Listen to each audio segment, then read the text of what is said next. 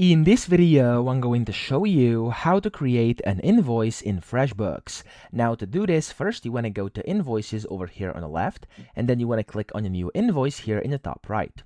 Now whenever you do this, you can create your invoice over here. You can drag or of course select a file of your logo over here. So I'm just going to go to my downloads folder and I'm going to select my logo, which is over here. Click on it, click on open. That's of course optional. And then here you have your business information. So I have just like some random numbers I put on here just for this example. You can edit that as well if you wanna.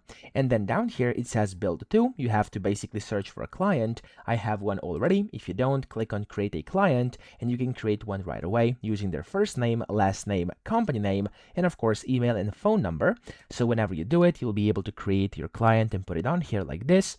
Then you can of course change the date of issue and then the due date over here. And this is where you can add your lines. So you can click on over here. You can enter different item names, or of course if you don't have an item, you can also create new ones.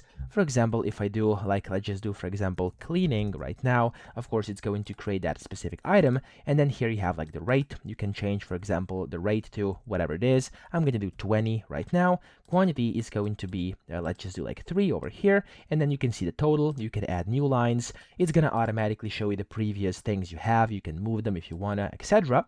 And then when you've put all the items on here, you can also see down here you have like the totals, etc. You can add a payment schedule, a discount if you want to. You can enter notes, which is optional, etc. Okay, you can also change like terms, add attachments, stuff like this.